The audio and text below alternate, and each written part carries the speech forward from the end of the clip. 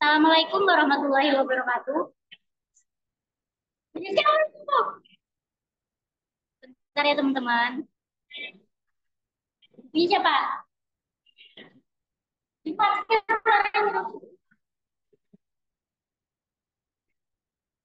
Tes, tes, ulang-ulang.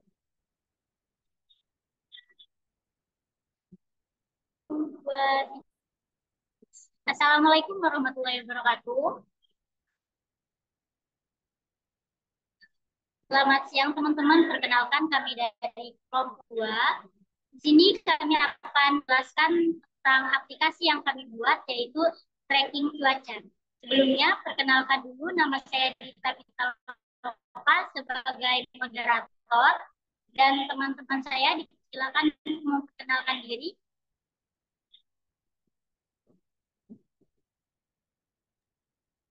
Halo semuanya, Assalamualaikum warahmatullahi wabarakatuh. Perkenalkan, nama saya Ari Wijaya dari kelompok 2.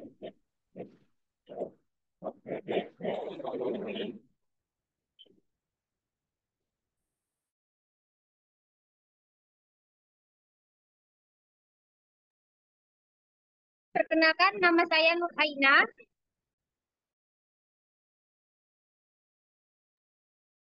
Perkenalkan, nama saya Sri Bintang.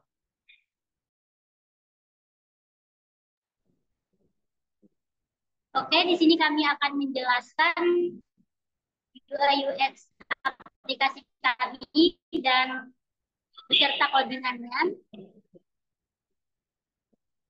Oke, langsung saja penjelasan akan dijelaskan langsung oleh Arya Wijaya.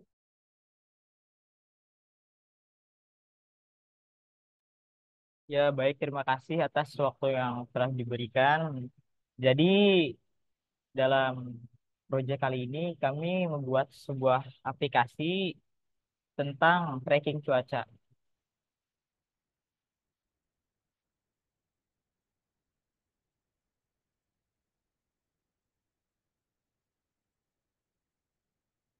Sudah muncul. Jadi, di sini teman-teman bisa lihat aplikasi yang sederhana yang dimana menampilkan nama aplikasinya pada apa ini app barnya, terus ada logo aplikasi, dan di sini ada search input untuk mencari negara atau kota, dan di bawahnya ada button untuk mencari kota tersebut. Pada frame selanjutnya di sini kita dilihatkan yaitu ada bendera dari negara, ada suhu dan kecepatan angin. Jadi kita langsung masuk ke source code yang telah kami buat.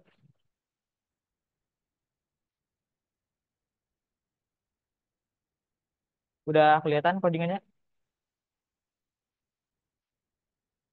Udah. Jadi di sini kami menggunakan eh, package, yaitu package Flutter untuk menjalankan Flutternya. Di sini kami membuat dua buah page. Yang pertama yaitu ada result result.dart, dan yang kedua ada searchfield.dart.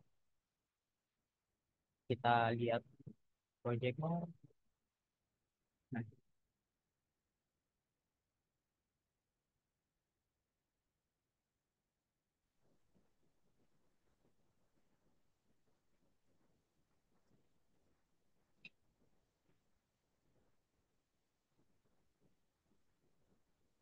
bisa teman-teman lihat di layar yang saya bagikan.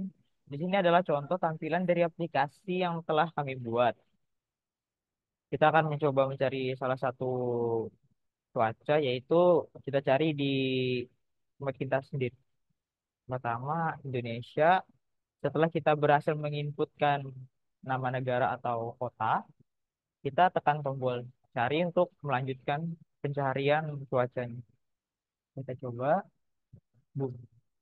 Di sini secara otomatis akan menampilkan negara dari bendera dari negara atau kota yang telah kita cari sebelumnya. Di sini kita diperlihatkan bahwa suhu Indonesia sekarang ada di kisaran 31,92 derajat Celcius dengan kecepatan angin 3,07 meter per second. Kita mendapatkan data tentang negara, suhu, dan kecepatan angin ini melalui sebuah API. Bisa teman-teman lihat di sini.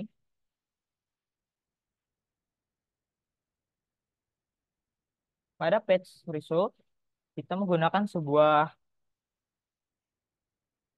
package yaitu http.dart as http yang dimana kita mendapatkan sebuah data ini dari internet berupa API.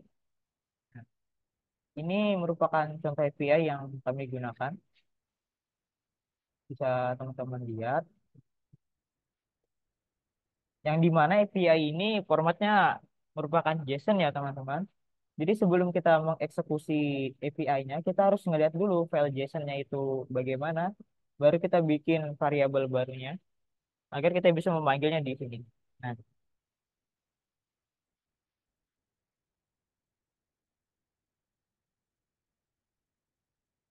kita lihat di sini ada bendera negara. Itu didapat dari sini. Bendera negara kita ngambil dari internet juga API-nya. Maaf Mas Arya, ini tampilannya nggak berubah. Apa di tempat teman-teman sama juga?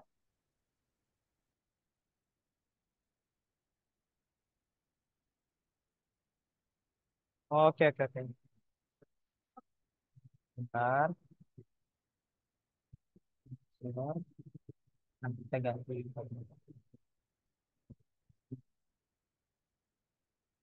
Apakah sudah terganti? Ya sudah, silakan dilanjutkan. Baik, pada tampilan yang kita lihat sebelumnya tadi, di situ menampilkan sebuah bendera, suhu, dan kecepatan angin.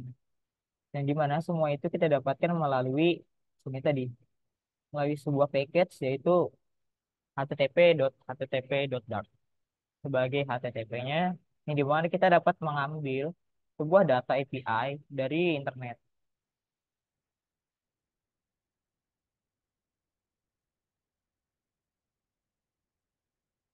Ini ada sebuah penjabaran untuk mengeluarkan bendera dari negara dan kota yang kita input. Dan di sini merupakan pencarian kita tentang data dari API tadi, yang dimana suhu diambil dari variabel data, yang mana di dalamnya itu terdapat main yang isinya feel like. Kecepatan angin juga sama seperti itu. Jadi kita mengambil datanya itu secara real time dari internet. Coba kita cek lagi.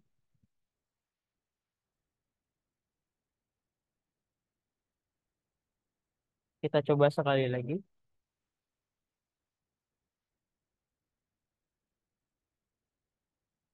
Coba kita cari Jepang. Nah, dia akan secara otomatis mengikuti dari inputan yang telah kita berikan.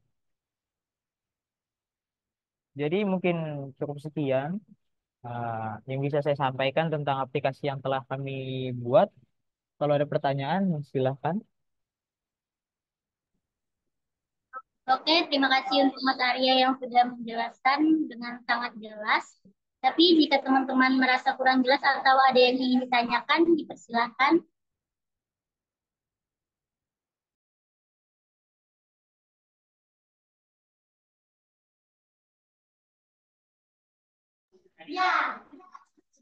Perkenalkan, saya Ica Saya dari kelompok 3, izin bertanya.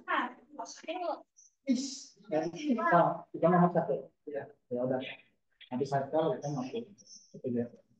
Tapi jangan langsung ngomong dulu, nomor satu dulu. Pertanyaannya, apa saja fitur utama yang harus dimiliki oleh aplikasi pelacakan cuaca secara real time? Terima kasih.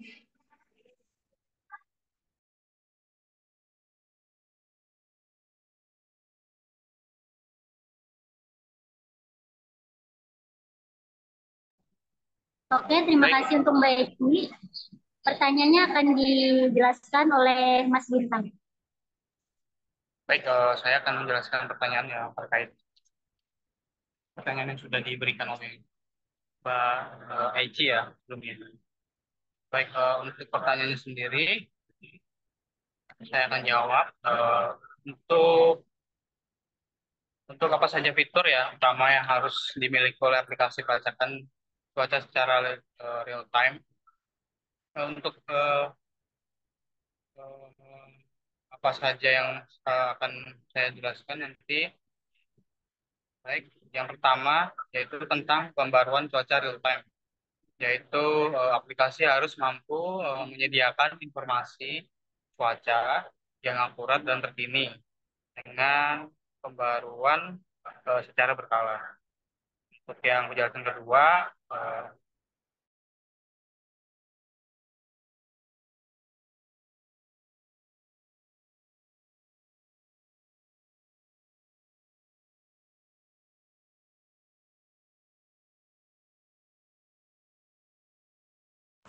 eh, pemetaan dan grafis interaktif, peta interaktif dan grafis yang mudah dipahami, memungkinkan pengguna untuk melihat kondisi cuaca dengan jelas di wilayah tertentu, seperti ikon cuaca, suhu, kelembapan, dan arah angin.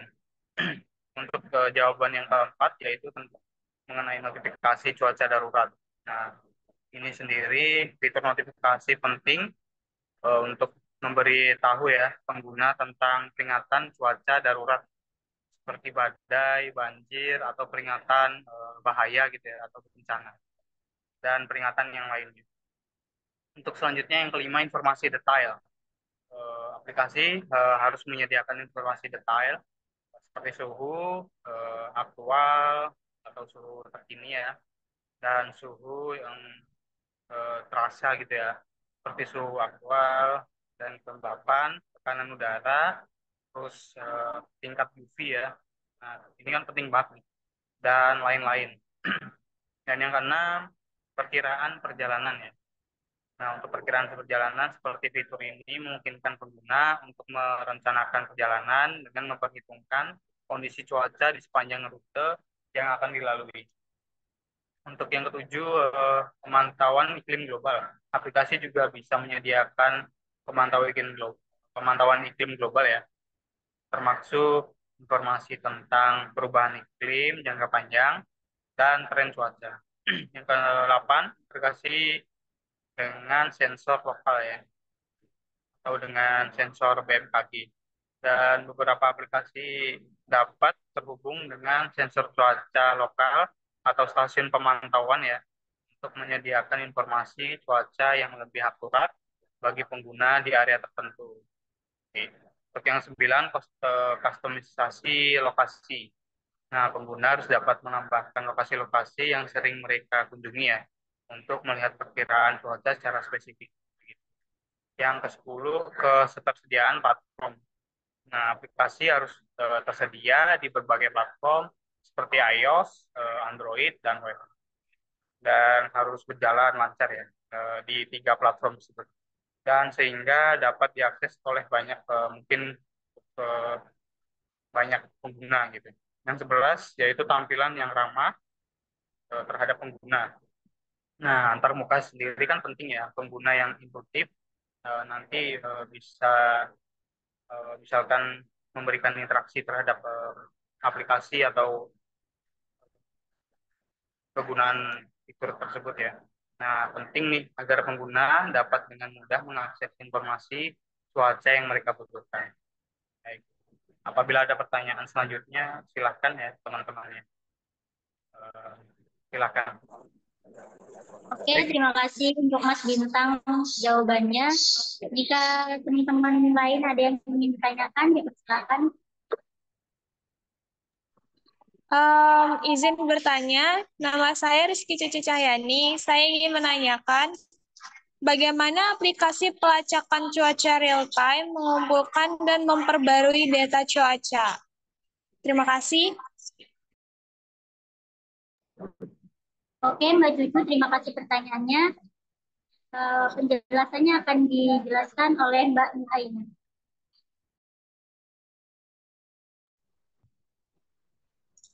Hmm, saya di sini akan menjawab pertanyaan dari Mbak Rizky Cucu Cahyani, itu bagaimana aplikasi pelacakan cuaca real time menggunakan dan memperbarui data cuaca. Itu ada 5. Cuman ada 5 kan, 1 stasiun cuaca dan sensor, 2 satelit cuaca, 3 radar cuaca, 4 model prediksi cuaca, 5 data pengguna. Yang kita jelaskan hanya cuma 1, yaitu stasiun cuaca dan sensor. Aplikasi dapat mengambil data cuaca dari stasiun cuaca lokal dan sensor yang terletak di berbagai lokasi. Stasiun ini dilengkapi dengan sensor yang mengukur suhu udara, kelembapan, tekanan udara, arah dan kecepatan angin, serta curah hujan. Data dari stasiun ini dapat diperbarui secara berkala untuk memberikan pembaruan cuaca yang akurat. Sudah, itu jawabannya Mbak Cucu. Kita kembalikan kepada Mbak Dita. Oke, mungkin itu jawaban dari Mbak Aina. Jika teman-teman ada yang ingin ditanyakan lagi, dipersilakan.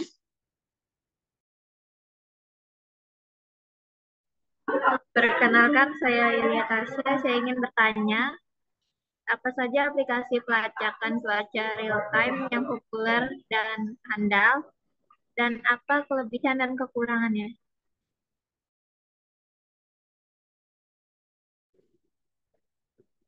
Oke, Mbak Tasya, terima kasih untuk pertanyaannya. Sangat keren ya, Mbak Tasya. Jawabannya akan disampaikan oleh Mas Bintang.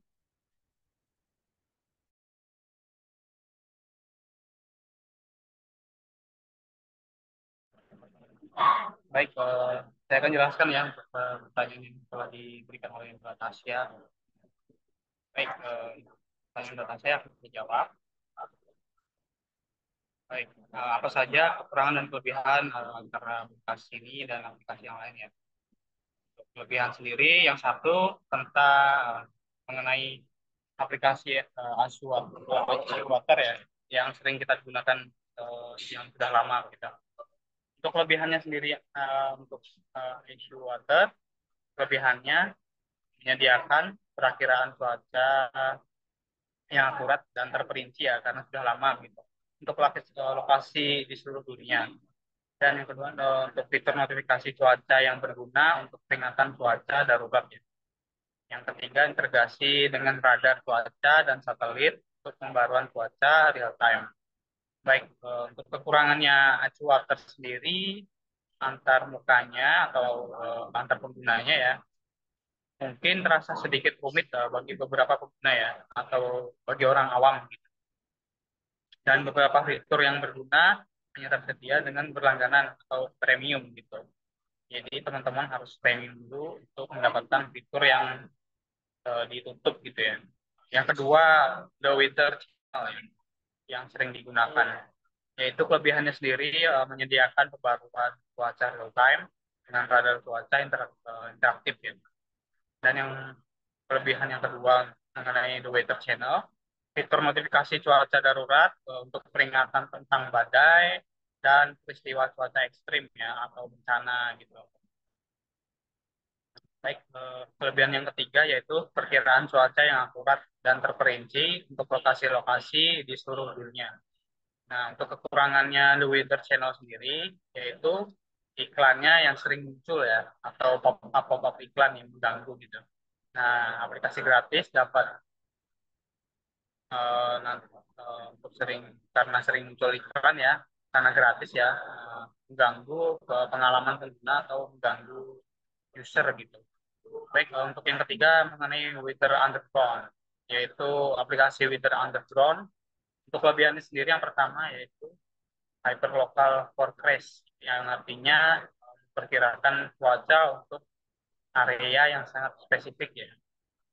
Dan kelebihan yang kedua yaitu pengguna dapat melaporkan kondisi cuaca di lokasi mereka sendiri ya, dan meningkatkan akurasi informasi cuaca. Untuk kelebihan yang ketiga sendiri, grafik dan peta interaktif yang membantu pengguna memahami kondisi cuaca dengan lebih baik ya. Baik, untuk kekurangan sendiri mengenai Weather Underground, yaitu aplikasi ini memiliki beberapa bug ya dan masalah kinerja atau apa namanya belum sempurna ya sistemnya ya, yang dapat mengganggu pengalaman user atau pengguna ya. Baik, yang keempat sendiri aplikasinya atau webnya Dark Sky yang sering digunakan, yaitu kelebihannya yang pertama terkenal karena akurasi perkiraan cuaca yang tinggi, menyediakan informasi cuaca real time dan perkiraan hingga menit ke menit. Untuk kelebihan yang ketiga yaitu fitur notifikasi cuaca yang memperingatkan pengguna tentang perubahan cuaca mendadak ya. Nah, untuk kekurangan Dark Sky sendiri yaitu diakuisisi oleh Apple ya, dan pada akhirnya akan menghapus dukungan platform non Apple. Jadi teman-teman harus menggunakan iOS atau device Apple ya untuk menggunakan Dark Sky sendiri. Nah, seperti Android dan Wear OS itu tidak bisa menggunakan. Baik, yang selanjutnya yaitu Yahoo Weather. Kelebihannya sendiri yaitu tampilan antarmuka yang menarik dengan gambar latar belakang yang dinamis dan informasi cuaca yang mudah dipahami. Dan untuk kekurangannya sendiri yaitu beberapa pengguna mengeluhkan kekurangan yaitu pembaruan cuaca real time yang konsisten. Baik, itu saja yang dapat saya jelaskan mengenai pertanyaan batas saya. Apabila ada pertanyaan lagi silakan ya. Oke, terima kasih Mas Bintang. Teman-teman, apakah masih ada yang dipertanyakan?